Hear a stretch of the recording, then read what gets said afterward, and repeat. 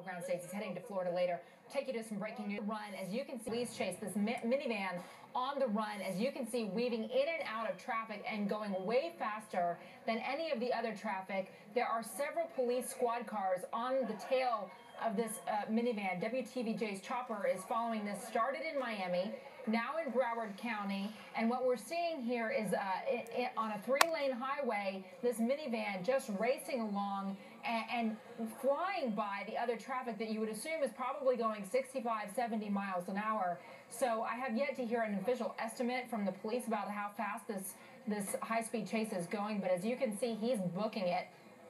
Chairman Hall joins me alongside this coverage of the breaking news. And, you know, what we see many times in this area is police trying to stay a safe distance away from the speeding vehicle, because you never know what's going to happen. They typically don't get this close, but here's a squad right on this guy's tail, Tamara. Yeah, you know what we've seen in some cases, and it's actually dangerous, where they will try to, it's almost like a precision where they surround the car from back and on sides. It's dangerous to do this. We've even seen them bump them in the past, try to get them off the road. But you're right, Contessa. I know that different states, including California, have strict rules about these speed of these chases, and they're trying to bump him. This is a tactic.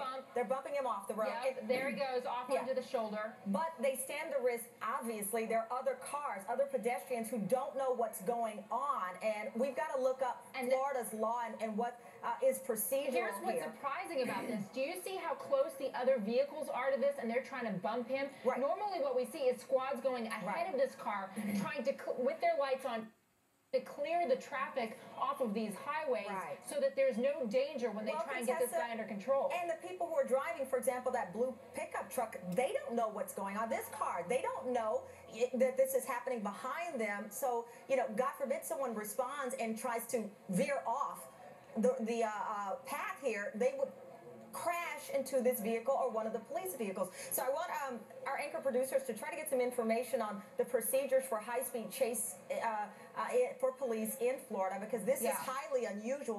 Both of us have covered these kinds of things, and it appears that this is unusual, the way they're handling it. And look how fast he's going. I mean, once again, this is a major interstate.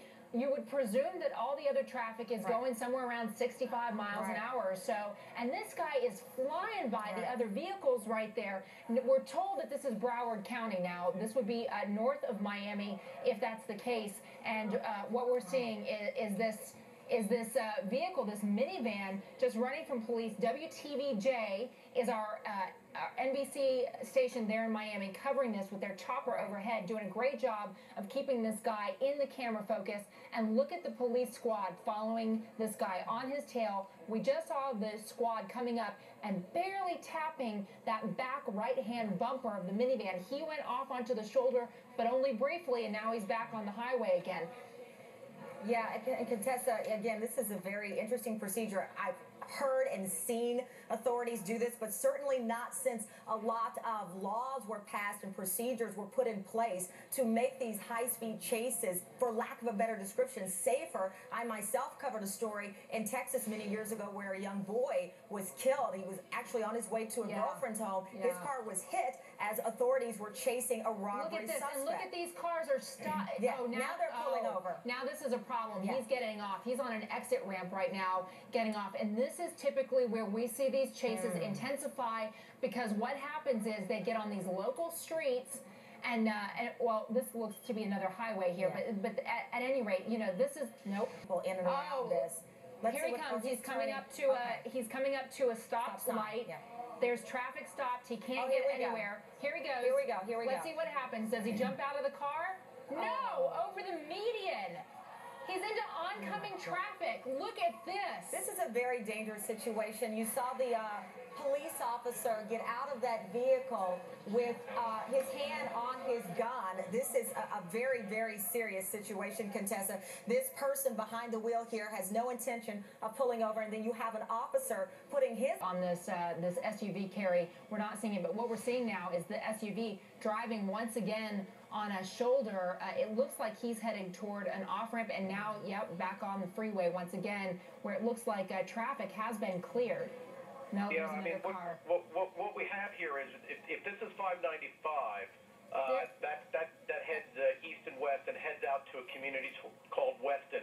So he may have, let's see there. That sign just said the off-ramp to 869. Does that sound familiar to you, Carrie? Yeah, that would be, indeed. He's out on 595 then, I believe.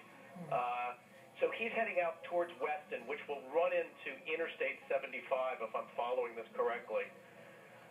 This means that he came off Hillsborough Boulevard. Yeah. No, I think he might be on 95 then. Well, we see him exiting now, and we see right behind him, well, at least he was thinking about it.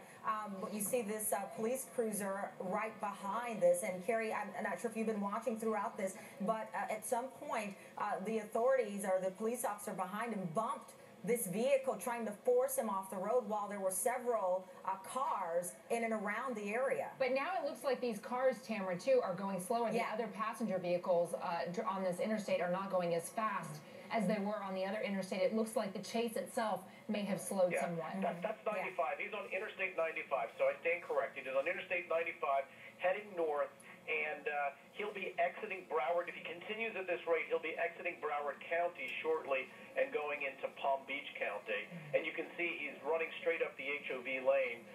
Traffic's kind of light this time of day, but this is a clean shot. I mean, a lot of this road, as you can tell, has been rebuilt recently, so the lanes are extremely wide and clear. But if he follows this route, clearly the officers have the possibility of putting some other units ahead of him. In Florida, they use a radio system that allows for what they call mutual aid. So the police officers here would be able to contact officers from other communities to get out there and possibly put a rolling blockade of vehicles in front to slow him down. It looks like he's just lost the officers who were tailing him. He just pulled a quick move off to the right and onto another freeway. There it goes. And Carrie, do we know who is right now in charge of this high-speed chase here? Well, I believe it's the officers who initiated the initial chase, and who may have been the suspect. And now wait, watch as this chopper shot zooms in, and what you're going to see here. I think we've got it right there. Here It is. That's the shot. That's what they were referring to. This is the video. But there was another person, I believe, jumped out of that vehicle with a white shirt on. I thought we saw long hair. So yeah. Was it a woman? Was it a guy with long hair? It looked like in that immediate moment, it looked like a woman to me. But here's the guy. Take a look at this.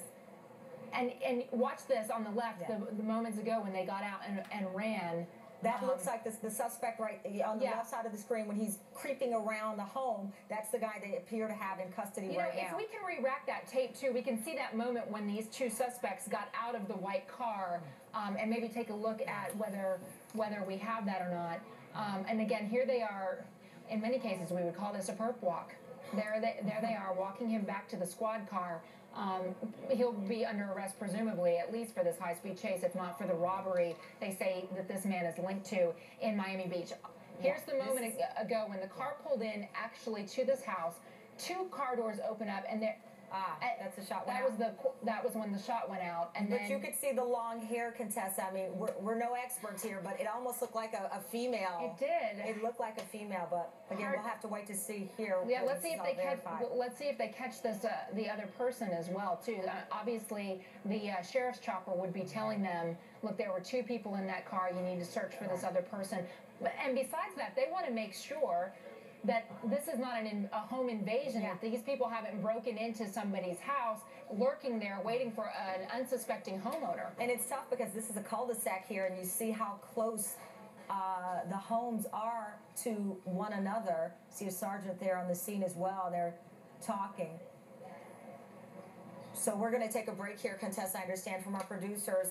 Andrea Mitchell will be back on the other side, but of course we will continue to follow this breaking news story out of Miami where a high-speed chase went on for at least a half hour there. One suspect in custody. This gentleman you see there, they say this was the result of a robbery in Miami Beach. We'll keep you up to date here on MSNBC.